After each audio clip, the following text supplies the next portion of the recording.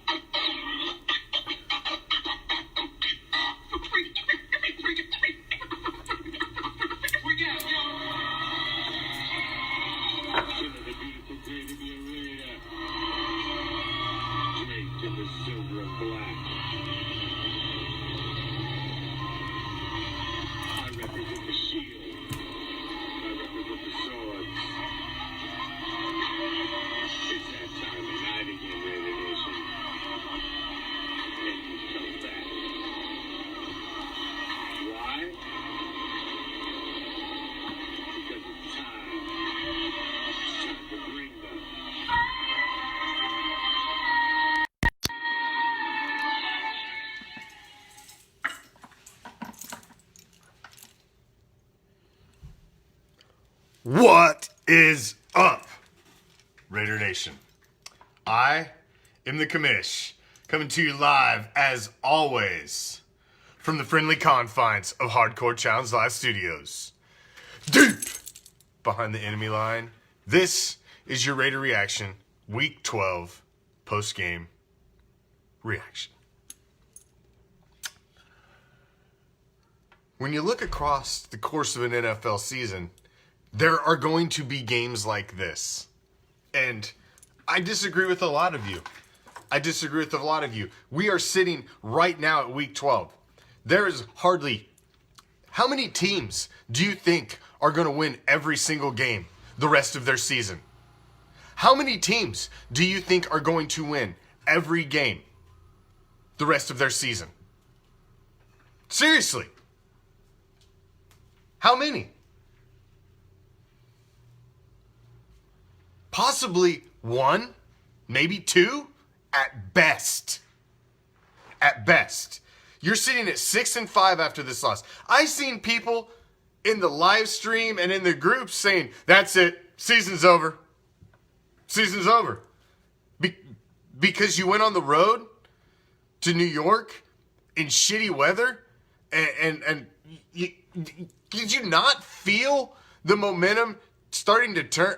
At the beginning of the game, man, about halfway through the first half, I started to feel like this game was starting to get into that mode. Like, it was just starting to get away from us, man. We were playing like we were in fucking mud. The bad call that handed them a touchdown. You had the drop by Renfro, the drop by Williams, on drives that you were most likely going to score on. So where you had 14, you ended up with 3. It just looked like one of those games that it just wasn't your day any given Sunday.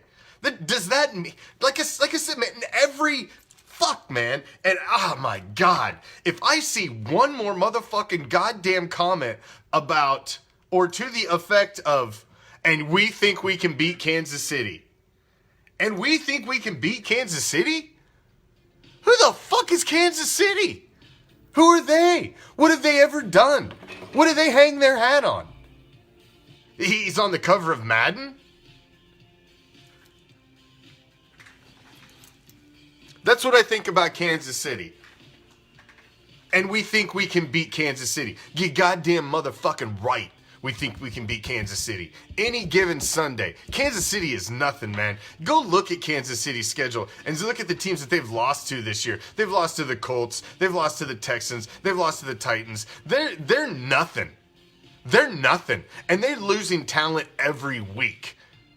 They are a papier-mâché champion. I'm not scared of Kansas City, of having to go to Kansas City. Fuck that. So we lost to the Jets. Big deal. Here's the reality of the matter. We're 6-5. Kansas City's 7-4. Doesn't take a motherfucking mathematician to realize we go to Kansas City and we win that game. Guess what?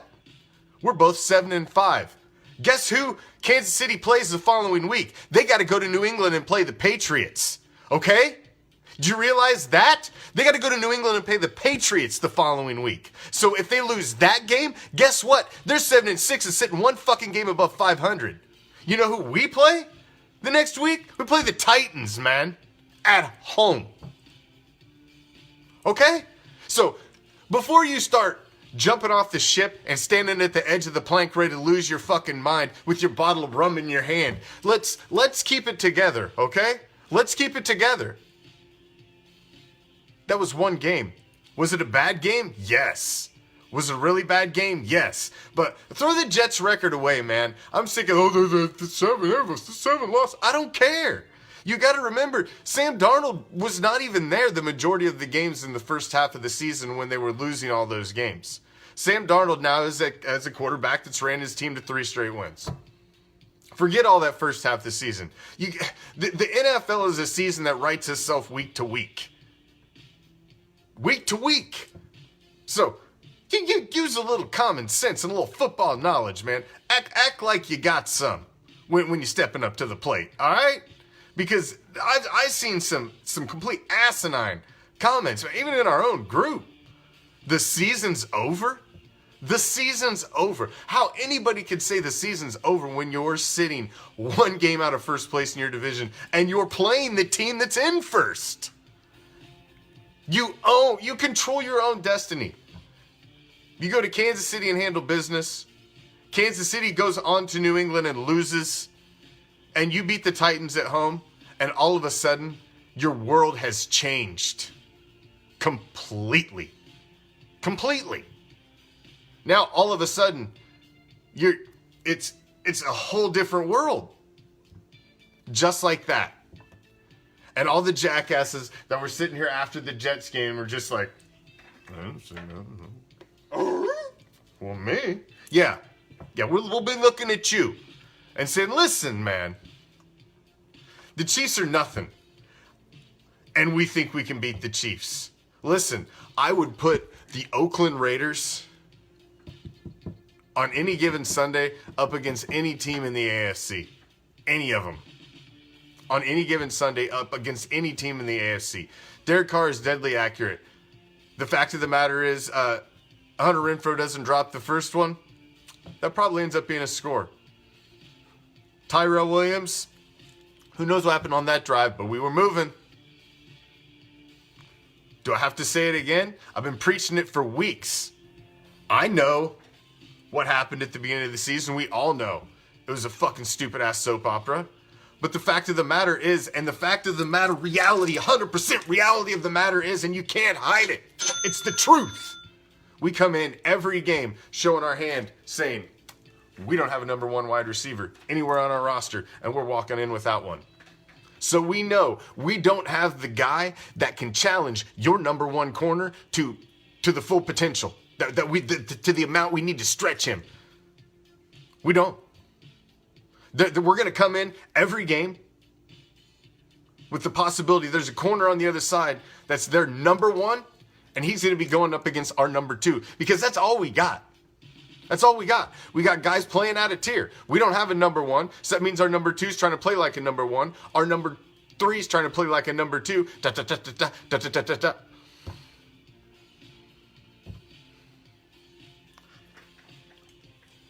All of the playoff teams that you're seeing around, they've all got a top guy, man. All of them. They've got somebody that goes to that scares that other team. I ask you, don't be a homer. Don't be a homer. Step back and objectively look at our team. Who on our wide receiving core scares another team? Terrifies them. Like, oh shit, we got a game plan for that guy.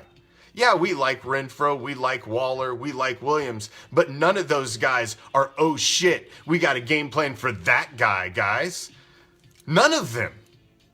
Let's be real, man. You know, I can sit here and blow fucking sunshine and rainbows up your fucking ass, but let's be real. None of those they're oh shit guys. We're using guys to try and create oh shit guys. We're throwing out of the backfield. We're swing passing. We're doing things to try to make shit like that happen. But we're missing every game, and every team knows it. We're missing that number one guy. We don't have that guy.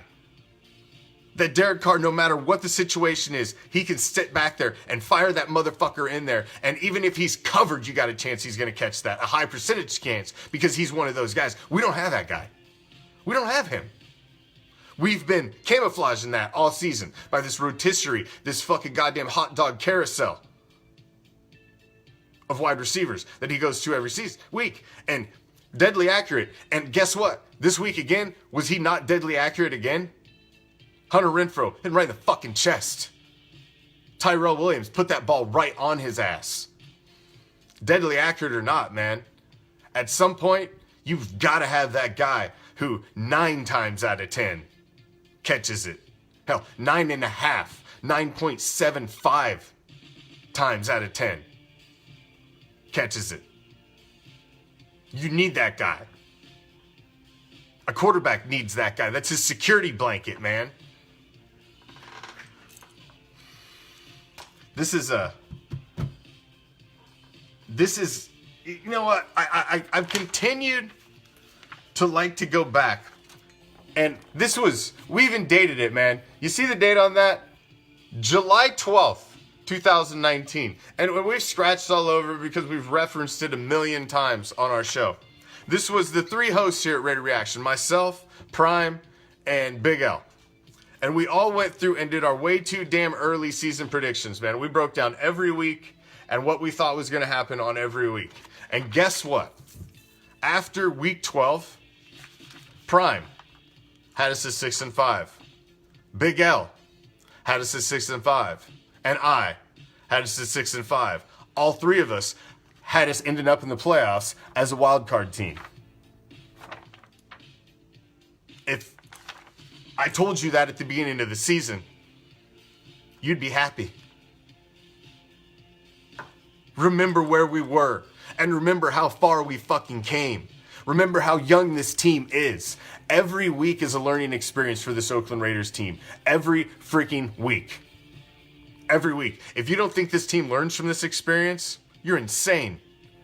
Half of this team has never been through this before. Period. Do you understand that?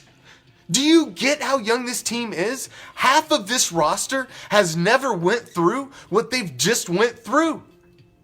They were on the highest high of their entire professional career.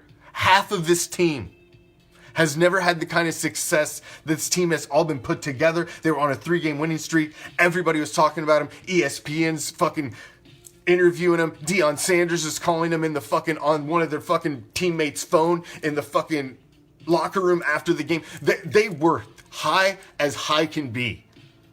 And their legs just got cut the fuck out from them in fucking New York against the Jets. And then they gotta fly all the way home and they gotta think about that. Their coach is gonna ream their ass. They're gonna tell them everything. And guess what, guys? Even all that bad that happened, guess what? Kansas City lays right in front of you. The AFC West lays right in front of you. They're for the taking. They're for the taking. They have us, and they have to go on the road against the Patriots. Kansas City is not a juggernaut. They are not unbeatable. Do you think we can beat the Chiefs? You're motherfucking right. I think we can beat the Chiefs. Did we look like shit against the Jets? You're motherfucking right. We look like shit against the Jets. But it's week to week in the NFL. An NFL season is peaks and valleys. You hope there's more peaks than valleys. That's it. That's it. You want to have a good enough record, and you want to be hot when you're going into the playoffs. That's it. There's 2 seasons, man. You just want to get in the second dance. You just want to punch your ticket. Punch your ticket and be healthy and hot. If we can do that, I'm fine with the wild card. I've said it, and I said it for months before this season started. I believe we play Kansas City 3 fucking times this season. I believe we will meet them again in the playoffs. Our season goes through Kansas City. They are our dragon. We must slay them. We must cut their motherfucking head off. And we will do whatever we need to do. Voodoo doll. Whatever. It goes through Kansas City. And I still say it, man. I think we'll see him again in the playoffs. But these crazy motherfuckers, the season's over. This... Easy, man. Easy. Relax. 1 week at a time. This week we lost. Sucks. It was against the Jets, and we looked really bad. But we didn't look bad at the beginning of that game. We didn't look bad at the beginning of that game. But I could start to see. It was just one of those games where the wind starts to get taken out of your sail and everything is coming up fucking money for the other team. Everything they roll is money, and it's one of those games, man. It's the NFL. It is what it is. Suck it up. It's a loss. We took one on the chin today. Next week's what really matters. Next week's what really matters is how this team shows up. How do we bounce back from getting knocked down this week when we have the biggest game of the 2019 season? That's all that matters. And that will tell you what kind of team the 2019 Oakland Raiders is. Until next time, I'm out. Peace, love, Raider Nation!